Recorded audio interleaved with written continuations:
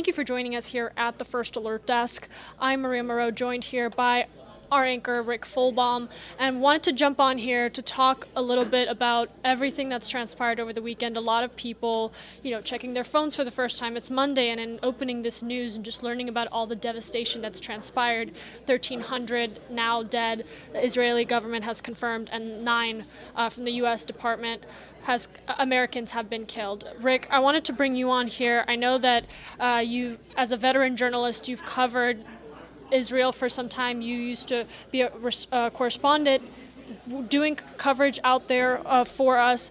I wanted to bring you on here to take people a little bit through some of the brief history, but also how this all kind of unraveled from Saturday, October 7th, that major attack by Hamas to Israel, now declaring war, and just night and day bombings that we're seeing unfolding. Yeah, I think, Maria, it's important that we think of this not just as an attack, but a series of sophisticated, coordinated attacks carried out by Hamas, which is a terror organization. The United States and other countries around the world have declared Hamas to be a terrorist group. They operate within the Palestinian territory.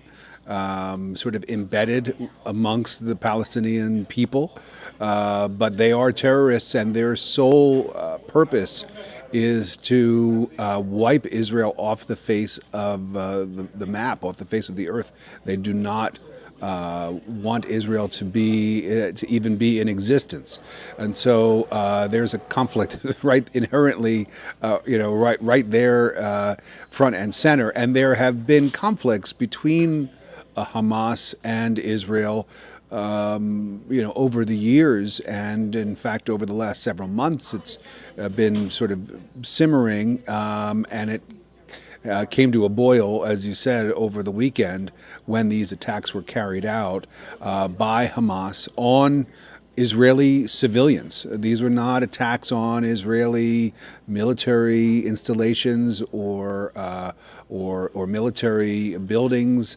These were attacks on men, women, and children, elderly, Holocaust survivors.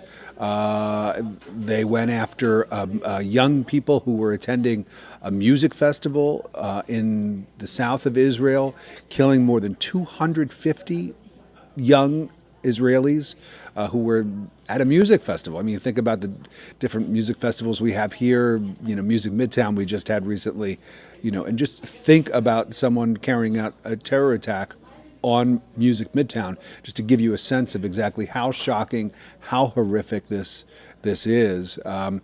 And sadly, that's exactly their point. I think that Hamas was looking to, to be as shocking as could be in order to create fear in the minds of Israelis, and that's exactly what they have done. But now Israel is striking back, and this has the looks, Maria, of something that's going to be going on for quite some time.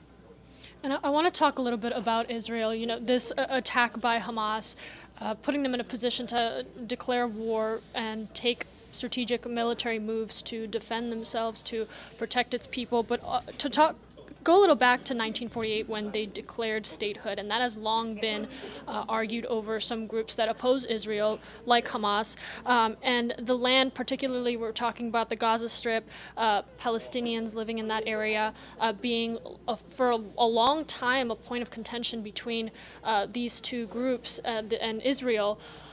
Let's talk a little bit about that area specifically. It's a very meaningful area for a lot of the folks that call it home. I mean, 2.3 million people, a very dense, populated land.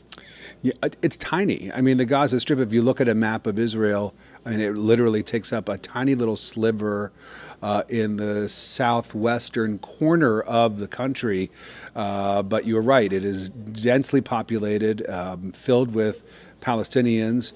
Of course, there has been a lot of conflict over the years when it comes to Palestinian people who have been, in many cases, displaced from their homes after the creation of the State of Israel. It is a big point of contention, continues to be. You have Israel, a tiny little country that is the size of the state of New Jersey and surrounded by Arab nations in every direction, most of whom would like to see Israel go away.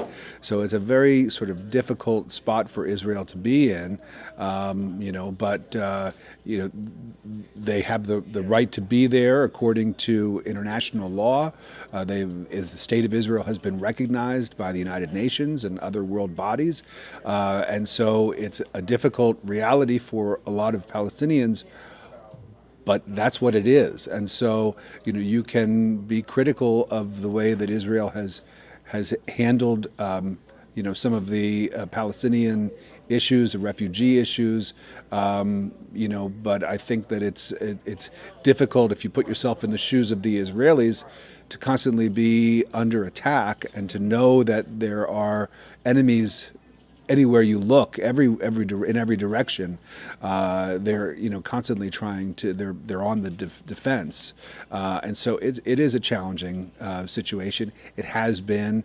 Every presidential administration here in this country has tried to tackle it and make some ground, some progress towards a peaceful solution, but unfortunately, every time it looks like they might be close to some kind of an agreement, some kind of a peace deal, there is an extremist group on one side or the other that steps in to ruin that.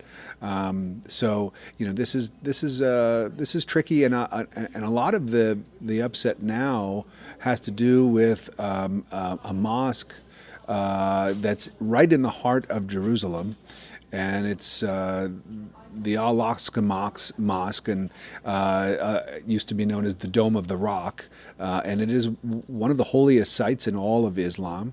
Of course, it stands in the shadow of the Western Wall, which is one of the holiest sites in all of Judaism, and not far from there is another holy site, the Church of the Holy Sepulchre, which is one of the holiest sites in all of Christianity. So they're really, it's sort of a powder keg just waiting to explode at all times, because you have these sites that are so significant and so important to the members of each particular faith, and they're all right there. So everybody wants to claim that particular spot as their own, and of course that's going to lead to conflict, and that's exactly what we have seen time and again. And the Dome of the Rock, there have been some skirmishes over the last several months that have been very upsetting for the Palestinians, and they have cited that, Hamas has cited that as one of the reasons for its attack over the weekend.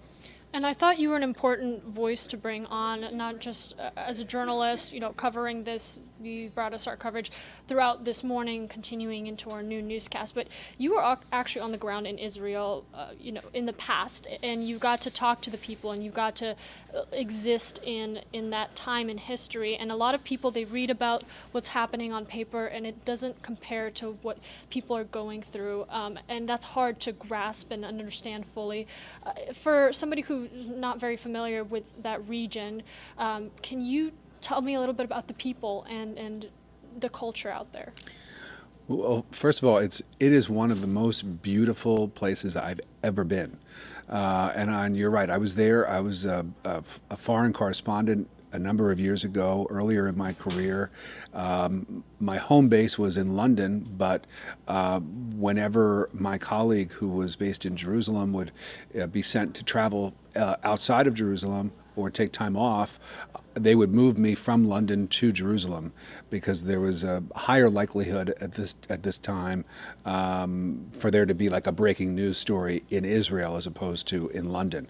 So I ended up spending quite a bit of time in Jerusalem, covering the conflict there, and I thought I understood sort of the basics of the conflict, Israelis and Palestinians, But it is so much more complicated than that, Maria, and there's so many different layers of conflict, even within each religious group.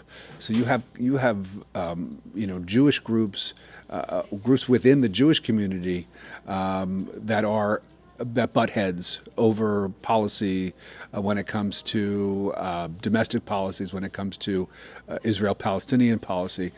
You have conflicts within the Arab community. You have the Muslim Arabs, you have Christian Arabs, and they don't always see eye to eye. So it really is so multi-layered that it really, I feel like I could have spent another, 5-10 years there and not fully wrap my arms around exactly, what the situation is. But it is a country and a part of the world that's full of amazing people, generous and kind.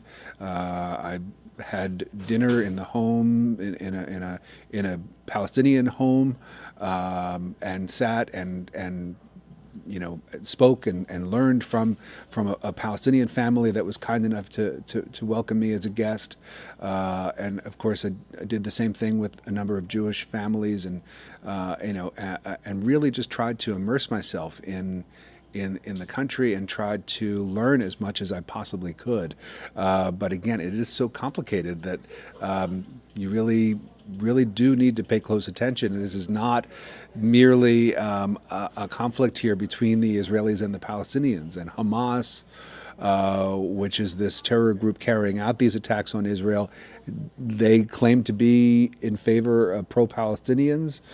But you have to wonder, are they really? They don't really seem to be doing very much to help the Palestinian people, and they sort of embed themselves in these Palestinian communities where they know that if they carry out an attack, the Israelis are going to retaliate, and there's a very high likelihood that Palestinian civilians will be injured or perhaps even killed.